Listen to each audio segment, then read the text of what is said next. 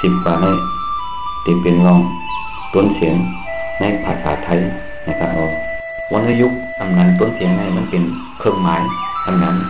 หมายเสียงแจ้งเส้นเสียงทำนั้นระดับเสียงมันยาวคอกว้างในภาษาไทยมี4-5ได้5เสียงมันยาวรูปเสียงในมีอยู่4รูปไม้เอกไม้โทไมตรีไม้จัตวาเสียงวรรณยุกต์หมายเสียงซ้ำมี5เสียงเสียงสามัญเสียงเอกเสียงโทเสียงตรีเสียงจัตวาเสียงสามัญเสียงสามัญเนี่ยมีเส้นเสียงขึ้นสูงกลางเหมือนเส้นหนังมาไปกินเป็นเสียงยักษ์ขึ้นนะเด็กใจเสียงเอกซ้ำมีเส้นเสียงครึ่งแต้มและแต้มเหมือนเส้นหนังดอกหีบเก็บเสียงเอกเนี่ยซ้ำเป็นเสียงยักษ์ในเด็กใจเสียงโทเนี่ยมีเส้นเสียงสูงและแต้มเหมือนเส้นหนังข้าวไม่เสียงโทเนี่ยเหมือนเสียงจำไตในเด็กใจเสียงตรีเนี่ยมีเส้นเสียงสูงเหมือนเส้นหนังนก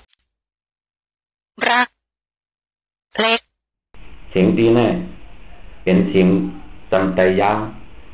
เสียงจัตวาเนี่ยมีเส้นเสียงครึ่งแต้มแต่ครึ่งสูงเหมือนเส้นหนังไหมหินเสียงจัตวาเนี่ยเหมือนเสียงเป่าในเด็กไตเป็นเสียงพื้นฐานของเสียงไตเอาใครเอาก็บอกตั้งนานเพราะว่าเสียงไตเนี่ยเสียงพื้นฐานเป็นอีสานกว่าไหนจะได้ตอบว่าเป็นเสียงจัตวาในยอในภาษาไทยนี่เองตัวแม่สั้นตัวแม่เด็กเหหมายเสียงทำตีแหลกลายกับซ้อมเส้นหันแหลกำแนเข้ามาตัวหมายเสียงปูนตาตัวแม่เล็กเสียงสูงต่างก่อนหมายเสียงตัวแม่เล็กเสียงสูงไงเป็นมีต้นเสียง3ต้นเป็นเสียงขึ้นเสียงแตนและเสียงลงขาข่าข้าผาผ่าผ้าโหโหโหเขาเข้าเสือเสื้อใจไส้ปูนตาตัวแม่เสียงกลาง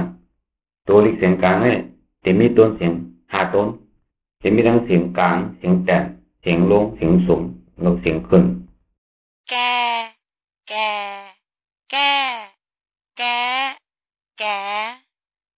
ปา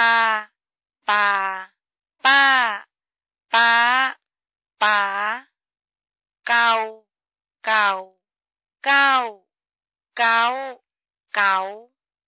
ตู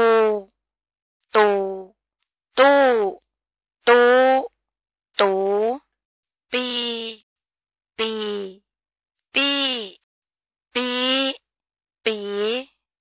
ไต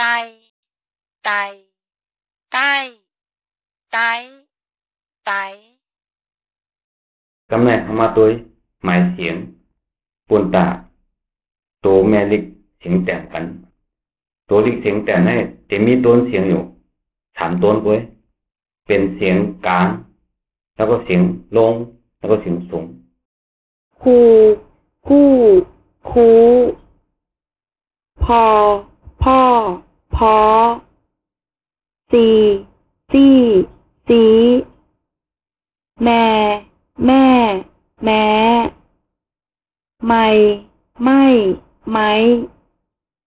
นาล้อเช่าเช้าซื้อ